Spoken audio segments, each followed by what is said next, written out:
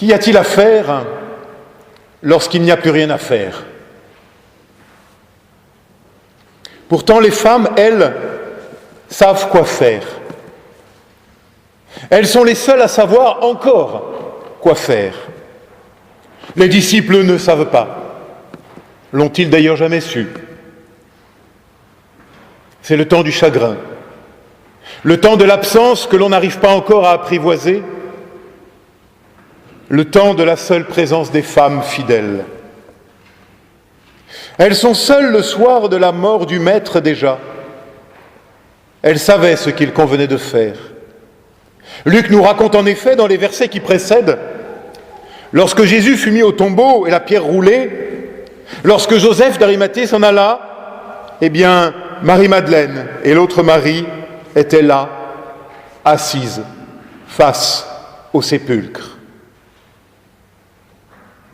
Être là, seulement là, ne rien dire, s'asseoir, et puis attendre. Ce que les disciples n'ont pas su faire le soir à Gethsémanée, veiller 1 heure avec lui, les femmes, elles, savent le faire, alors même qu'il n'y a plus rien à faire. Pourtant, elles demeurent face au tombeau, face à la mort. Elles ne savaient pas encore, elles ne pouvaient pas encore savoir, et pourtant, elles étaient là, présentes. Et les revoilà le surlendemain. Entre-temps, elles ont respecté le Shabbat, préparé arômes et parfums. Ce sont les seuls passages du Nouveau Testament où le mot aroma apparaît. Il semble spécialisé pour désigner cette composition de parfums sûrement très particulière, réservée à l'embaumement des défunts. Alors de bon matin, le Shabbat terminé, elles viennent pour faire ce qui doit être fait, la dernière toilette et puis un peu de parfum. Chez Luc, lorsqu'elles arrivent, la pierre est déjà roulée et le tombeau vidé. Et là, c'est la stupeur et l'effroi. Peut-être la pire chose qui soit, après la mort de l'être aimé, le corps n'est plus là. On a volé le corps. Imagine-t-on l'ampleur du sentiment de désastre, de néant même, qui a dû saisir les femmes à ce moment-là. Il faut s'être sacrément habitué à ces textes pour y entendre une bonne nouvelle. C'est la plus terrible qui soit. Pas de corps, plus de corps, encore à laver, parfumer, pouvoir honorer. Seuls ceux qui ont perdu un proche en mer, par exemple, connaissent l'ampleur du néant et la souffrance qui s'ouvre alors sous leurs pas. Le mot « perdu » prend alors véritablement tout son sens. L'être aimé est vraiment, littéralement perdu, jusqu'à sa dépouille. Pas même d'embaumement possible. C'est comme si la parole de Jésus, « Laissez les morts enterrer les morts », prenait alors tout son sens. Mais il faut d'abord expérimenter le vide pour entendre une présence possible. Et alors là, très exactement là, au plus profond de l'abîme et de la déréliction, naît, dit le texte, naît l'impensable, l'incroyable. J'allais dire spontanément, c'est là que naît la foi. Mais non, c'est là que naît l'incroyable en vérité. Quoi? Une parole. Une parole qui vient redonner sens à l'insensé. J'ai dit naître, car le texte grec donne bien « et naquit dans leur perplexité, et voici 2 hommes qui survinrent ». Naître, car c'est bien de naissance qu'il s'agit. Naître d'une parole. Comme au début de l'histoire, une autre Marie fut grosse d'une parole. Nos 2 Maries du petit matin de Pâques naissent, renaissent d'une parole qui les enfante à la vie. Et Luc Luc ajoute ici une Jeanne, connue de lui seul, épouse, semble-t-il, d'un intendant d'Hérode et qui avait suivi le maître depuis le début de son aventure. Et Luc ajoute encore autre chose. Une sorte d'imprécision se glisse dans le texte.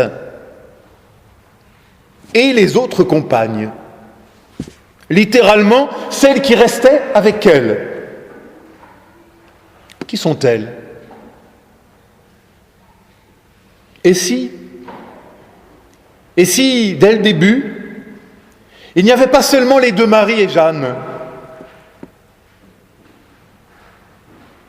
il y en avait bien d'autres qui suivaient et qui étaient là peut-être au petit matin avec elle. Et si cette imprécision de Luc était là comme pour nous ménager une petite place, à nous aussi. Allez, même pour nous les hommes, ici rassemblés, pour une fois, glissons-nous parmi les femmes et naissons, nous aussi, comme elle, d'une parole. Mais revenons dans le tombeau. Là, deux hommes revêtus d'étincelance, littéralement brillants comme l'éclair. Il faut bien ça pour briser les ténèbres de la mort et du chagrin. Deux hommes. Pourquoi deux? Pourquoi Luc en compte deux? Vraisemblablement parce que dans la loi juive, il faut deux témoins pour qu'un témoignage soit valide. Alors ils sont deux, pour que soit valable, audible, crédible leur parole. Mais ils parlent d'une seule voix. Et la proclamation pascale commence dans leur bouche par une question. Ils nous interpellent. Pourquoi cherchez-vous le vivant parmi les morts? Il n'est pas ici. Car il faut désormais tourner notre regard ailleurs. Il faut désormais tourner nos oreilles au-delà. Il faut désormais tourner nos pas vers les autres. Et c'est cela le message de Pâques. Un triple mouvement. Relever la tête et voir au-delà, par-delà la tyrannie des apparences et des évidences. Ne plus regarder à la ténèbre, mais à la lumière.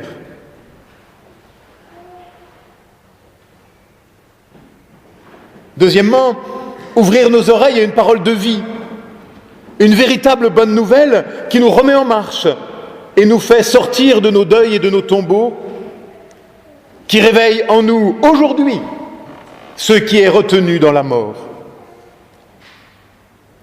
Et enfin, un retournement en une marche possible vers les autres, non plus fuite en avant dans le faire toujours plus, non plus fuite en arrière vers un passé idéal, imaginaire qui n'existe en vérité que dans nos fantasmes, mais une marche vers les autres, vers la vie, afin de devenir à notre tour non plus seulement mirophores, celles qui portent les aromates, mais des porteurs de vie, d'une parole qui fait vivre, d'une parole, d'une incroyable nouvelle, qui nous retourne vers la vie, dans l'étonnement d'un petit matin de Pâques. D'aucuns diront illusion, fuite dans une rêverie sans fin. C'est pourtant bien de l'inverse qu'il s'agit. Les femmes n'ont pas fui devant la mort. Elles étaient présentes au tombeau. Elles ont regardé la mort en face. Et parce qu'elles ont regardé la mort en face, elles ont pu être au bénéfice de cette parole qui vient les emmener au-delà.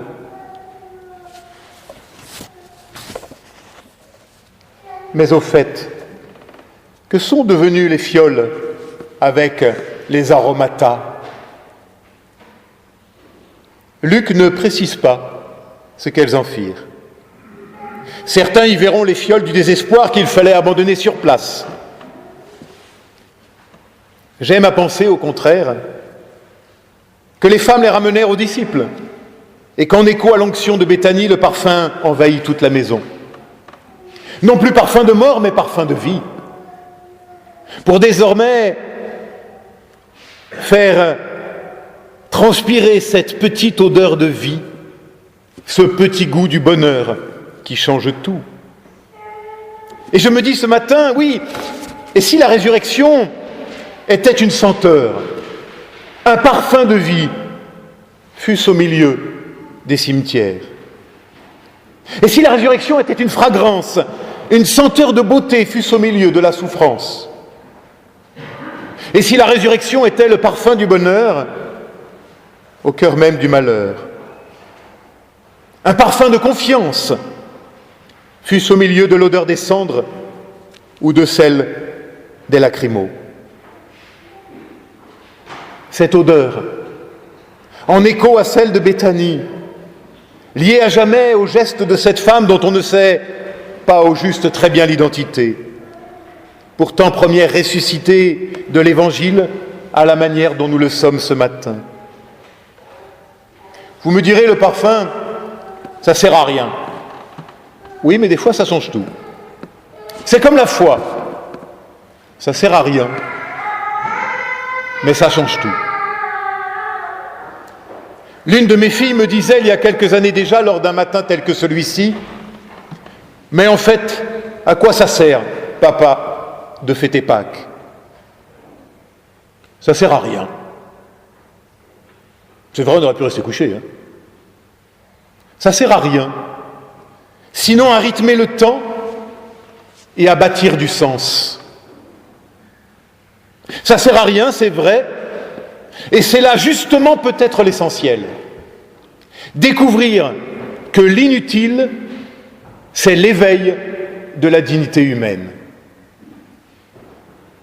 Le pragmatisme, l'utilitarisme, le réalisme qui reste englué à la tyrannie des apparences et des évidences, ce n'est pas encore véritablement de l'humain, c'est juste de la mécanique de fonctionnement, pas déjà digne du nom d'homme.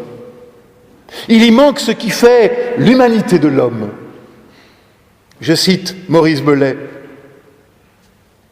ce qui fait l'humanité de l'homme, la gratuité, la beauté, le don de soi qui ouvre à l'amour de l'autre. C'est l'être humain en tant qu'il est relation et qu'il porte cette relation. Fin de citation. Ça ne sert à rien de fêter Pâques, seulement à vivre sa vie avec une autre odeur, un sang bon, disait ma mère. Le dimanche matin, lorsque j'étais enfant, on partait au culte. Et alors elle se mettait un peu de numéro 5 de Chanel.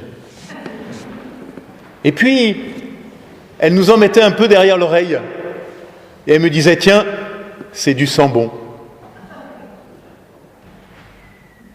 Ça sert à rien.